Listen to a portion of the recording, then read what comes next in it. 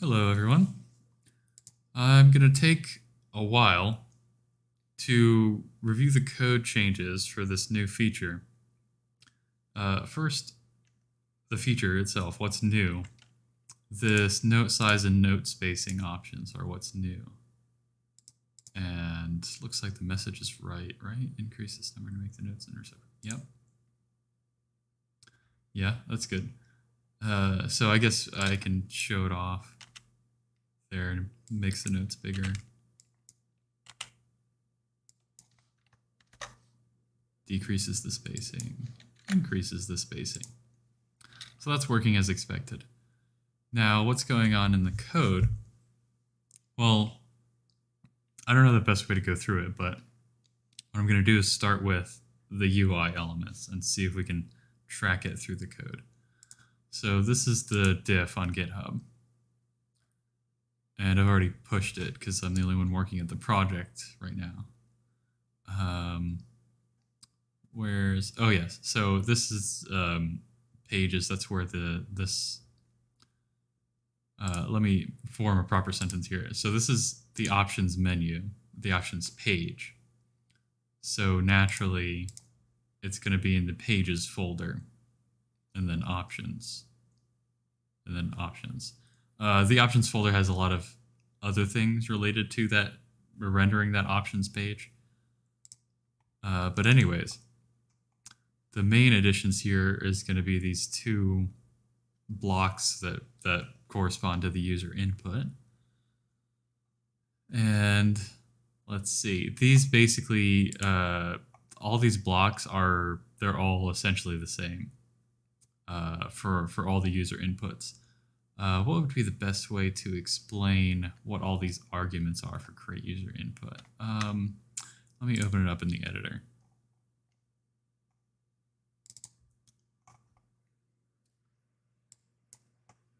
Okay, so create user input.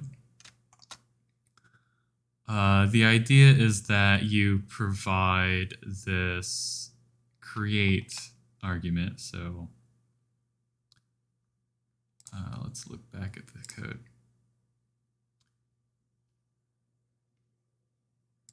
So this is the function that tells you how to create the input HTML element itself.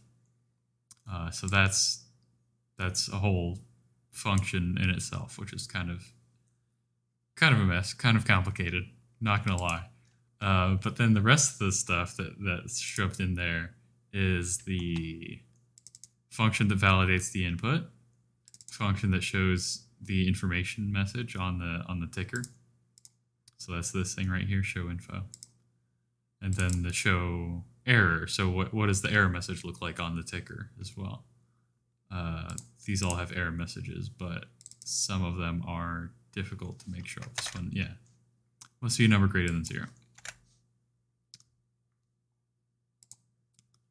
Okay, and then this is what do you do when you have a valid input? Like, so this essentially encapsulates very simple logic where every time a user inputs something, we should validate it.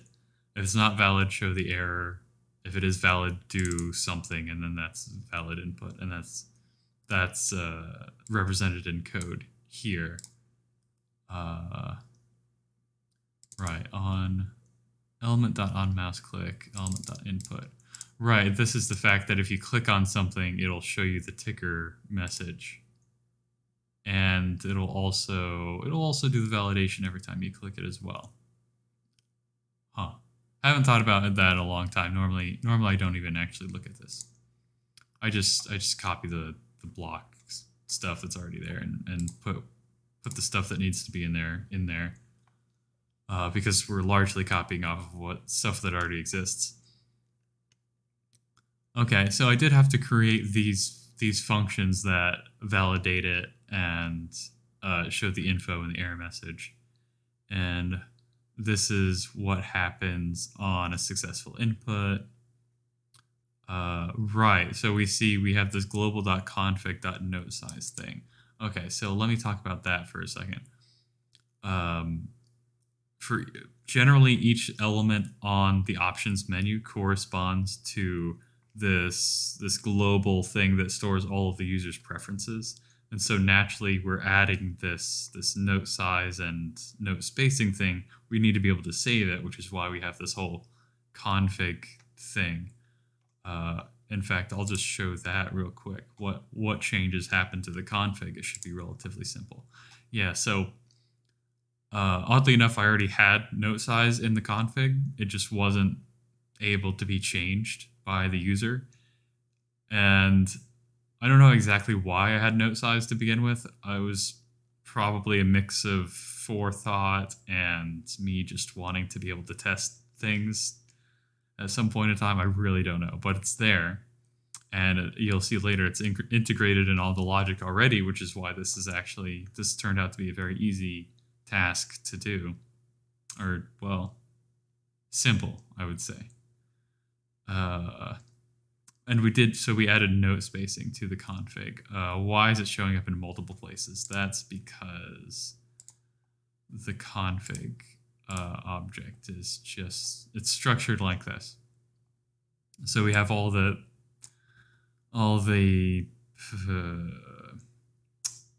parameters, globals. These are the attributes. Yeah, these are all the attributes of the config object. And so naturally we added that. And then when you create the object, you need to put it in the constructor. So that's why we see it twice there, and it's optional always. And then here, this is what happens if the user doesn't provide note spacing when they're calling the constructor for config. And it has a default. Okay, so what is this default config thing? That shouldn't take too long. There, the default is 15. So we added this whole thing to the config, and what happens on input? Well, it sets the value in the config, changes to this UI element, get saved into memory, and then actually get saved into local storage right now, and that's what this .save is for. It saves it in local storage. And then this is the same for everything. Yeah, that's everything. So that's the note size. Note spacing, as you can see, is almost exactly the same. I did create 3 new functions for note spacing that control whether it's valid, how to show the info, how to show the error. But yeah, see, there's the config again. It's just note spacing, note size, and it saves every time. Okay, so this creates the new UI elements, and then practically everything else is to do with validation and showing the info.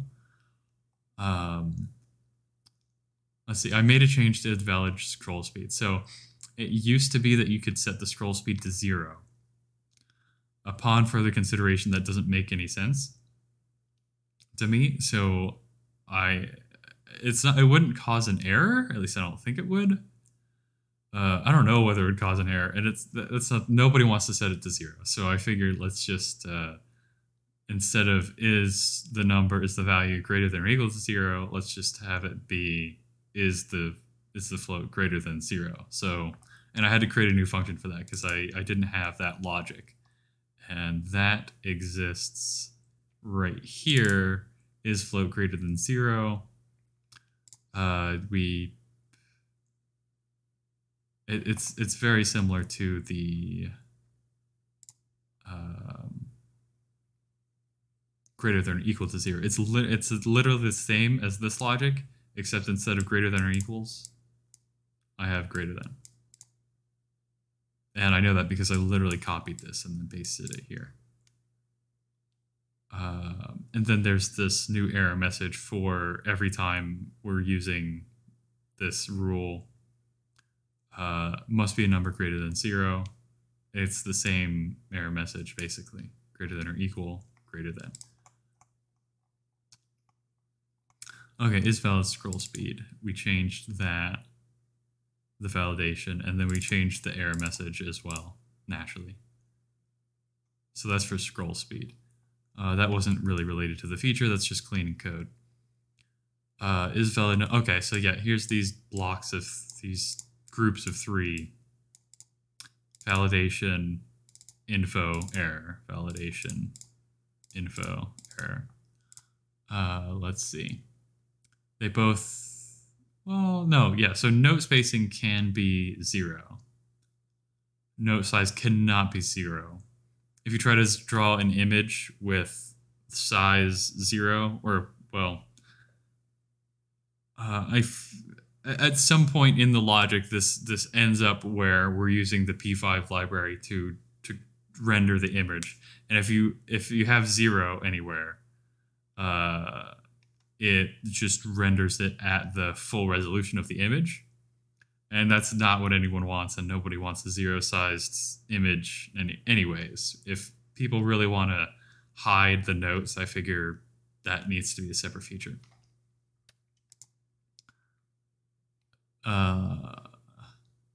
Okay, so right, and then this is just the info message, and this is the error that I already showed you down here. Number not greater than 0. Yep. And then note spacing can be anything as long as it's a number. And then there's the message, and then there's the error. Value not number error. Yep, that looks right.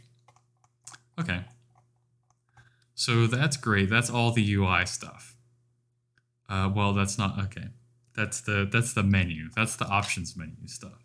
So that just works, but we also need it to change the preview. It needs to not only change the preview, but also like change what's displayed in the game. And that has to do with what's the best way to sort of explain this. I guess we could start looking at note skin. So this note skin class is where I have the lowest level drawing logic. Like in this class is where we make the calls to the P5.js library to render images, and it's really just rendering images for the game. Let's see. Well, there's also the visual effects that is done elsewhere. This is just rendering the note stuff. So that's what. So hence note skin. So it makes sense. These are no longer public. They're private read only. That's just cleaning code. They weren't being accessed anywhere outside this class anyways. Note type tail. If it's a tail, let's expand this a little bit. If we're being asked to draw a note and the note type is a tail, then we added this note size parameter. So I didn't have to add note size to everything. For example, if you're doing a normal note or a hold head, note size was already part of the logic. So for some reason, I put the note size here, but didn't put it in the draw tail function, which is no big deal. It let me deliver the feature faster, I guess. So whatever. It just meant I had to come back and figure out exactly why I didn't think to put note size in the draw tail function. So here's the draw tail function.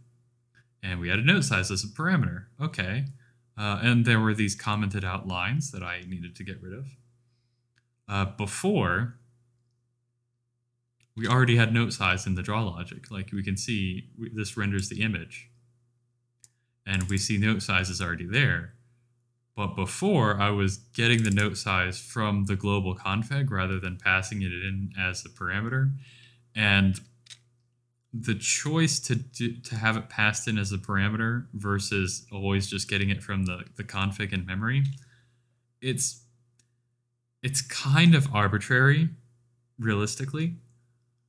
But my thinking is, what if we wanted to have some kind of visual effects, and we wanted to have the note skin change, the note size change dynamically while the game is running, while the user's playing it. We can't dynamically change global.config because global.config is the user's settings. It doesn't make sense to change the user's settings dynamically. We have another construct to handle that kind of thing, which we'll look at again later. But the basic idea is that no, we want to pass it in as a function, or if we want to, if we later want to have all this configuration, like all these parameters, there's a lot of parameters. If we wanted to put all those parameters somewhere else, then we would create a separate object to do that. We certainly do not want to use the user's settings for this, because we expect it to change at some point in the future, maybe. So that's just me thinking about a later feature. So that's great. That's the draw tail thing. That was a simple change.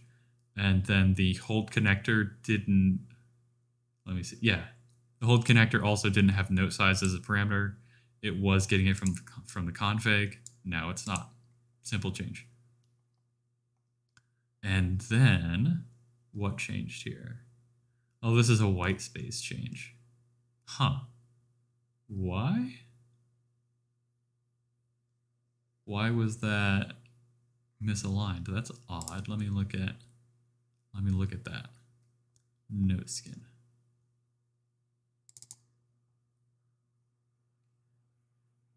And it's draw partial tile. Okay. So this is aligned properly now.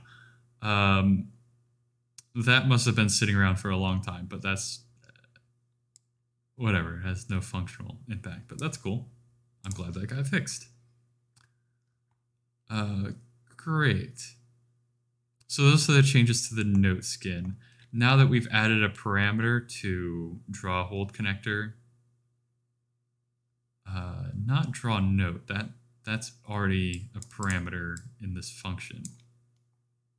But draw hold connector certainly means that whatever's calling draw hold connector needs to now pass in the note size. What is using the note skin? Well, it's the display manager, which is a very big file, and it's a little bit confusing, not gonna lie.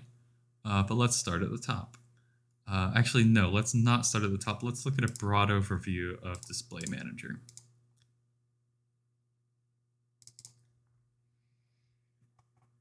Okay. There are several classes in this file, which is why I want to do a broad overview. That's not typically the case. So we have a note display, a hold connector, a receptor, and a display config, and then the actual display manager. I got lost for a second. Display manager, just display config. Okay. So the receptor, the hold connector, the note display, these are the three sort of classes of notes, which largely depends on what functions I make available in the note skin. And the note display is for any kind of note that is not a receptor and that is not a connector. So this is the hold head, the hold tail, the normal note, and there aren't really any other kinds of notes implemented yet, but in theory those would be made separate. Arguably, don't know why this note display actually correlates to, let's look at note skin again.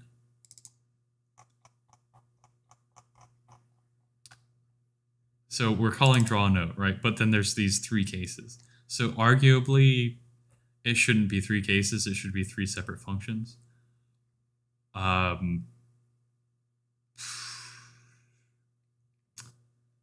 mean, that's a good point, but I'm not going to fix that now. I'll probably... Should I fix that now? Nah, I don't really want to fix that now. What I'll do is I'll make a note to when I'm in the mood to do refactoring, I'll come back and fix that. Let's see. So let me write down my note. Draw note should be split into separate functions.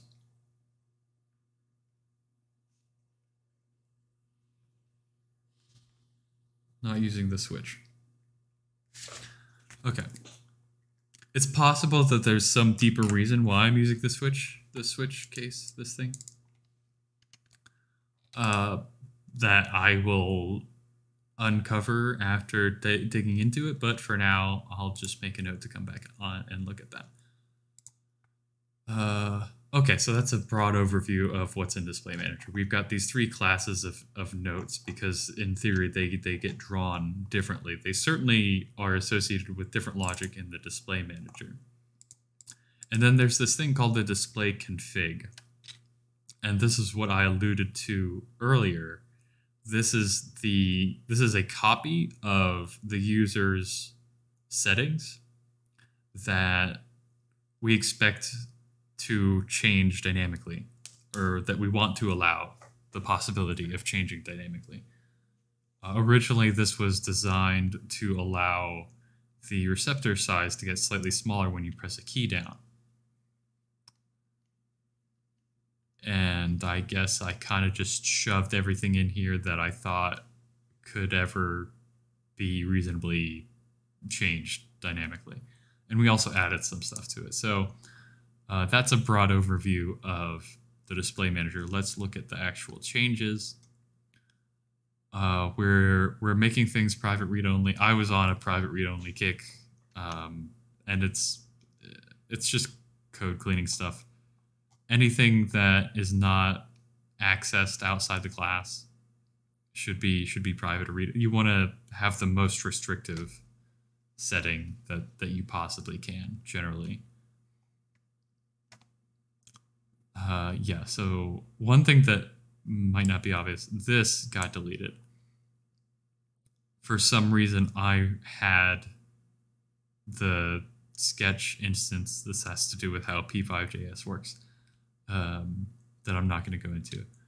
But for some reason, I had Sketch instance as an argument here when it was never used. So that's a clean code thing. I don't know why I had it, but now it's not there. So that's good. And that's a deletion of this here, and then track number moved up a line. That's it. No additions to no display, because no display, I guess, already had note size. Yes.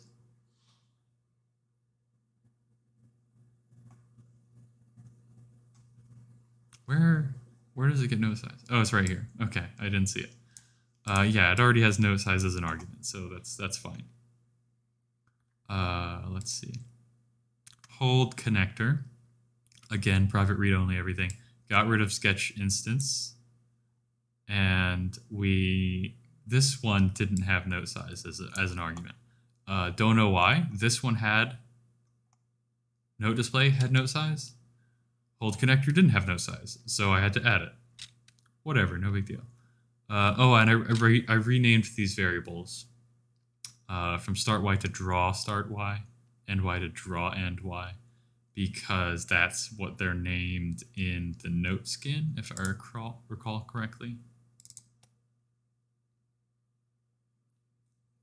Draw start, draw end, note start, note end. Yes, that is. It's good to have consistent naming, but no functional change there. I think it's more explanatory. And then the draw loop. See, we added the note size to that. Yep, added it to this as well. Right, and so this default note skin is kind of just the old terrible way of rendering notes that I'm keeping around because I'm thinking, what if somehow the user tries to render a note that the note skin doesn't know how to render, in which case I'll just use the default note skin. This never gets used. It's probably not useful to keep around at all, because there are things in place to prevent even loading a note that the note skin can't render. That would be like a note type that I don't know how, that I haven't figured out how to draw yet, like a mine or something. There's things in place that removes mines, so we don't need the default note skin, but I'm leaving it in there because it's really simple to keep it working. I just added an extra parameter, and we'll see that. I'm sure. Well,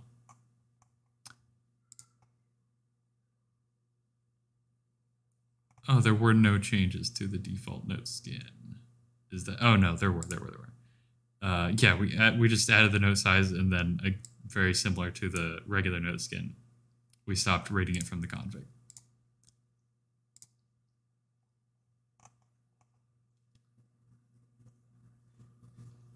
Yep, receptor, same story. Private read only. Got rid of sketch instance, and note size was already there. Okay, we added the note spacing to the dynamic config. Well, I'm not calling it a dynamic config, but that's essentially what it is. I'm calling it a display config because it's the version of the configuration that is just for displaying things. And so we added, now note spacing can change in theory. It doesn't actually do that though. Made this read only because I could. Okay, so we're in the display manager now. And yeah, this is a code cleanliness thing. I assigned P to this.sketch instance, and I used P just fine everywhere else, but for some reason I still had this lying around. Don't know why. I switched it to P. Makes more sense. Yeah, and so since I got rid of sketch instance, now there are fewer arguments to the constructor. So sketch instance got deleted. That's good. Get no center Y. Okay, so this is the big change that I had to do. Let me look at everything else first. Because this is just clean code stuff, right? We got rid of sketch instance, and then we inserted note size. This was, what is this? Draw receptors. Oh yeah, so rather than have this giant constructor with function calls inside of it, I decided to break it down a little bit and use some variables. Note center X is get note center X, which was already there. I just broke it out. Note center Y, note size is note size, and that's it. Wait, yeah, note size is used, yes. Good. Yeah, so that was just code cleanliness. So this is the main logic that I needed to change. This is what we had before, which was assuming a static receptor spacing. Well, I say static. The receptor spacing actually could change based off of what the note size was. I sort of arbitrarily decided that it should be a certain amount of spacing that looked nice, but now the user can control it, so now the logic should be different. And what I decided to go for, what I thought made the most sense, was the notes and the spacing in between are just kind of floating around. There's not any restrictions on them other than all the tracks together need to be centered in the display. So that I did some math. That resulted in well, the formula that you can see in the code, but here's like a drawing that kind of explains it. The left and right lines here denote the whole display area. The whole display area there's a variable for that just called width or bounds.width, which we'll see in the code. But yeah, the goal was to just have this stuff centered, and you can change the spacing or the note size. So that resulted in this formula. Right. Well, first total size, which is that, and then this is the formula to figure out the position of a particular track. I don't feel the need to explain this too much. Like, if you want to know the math of it, you can feel free to ask, but it's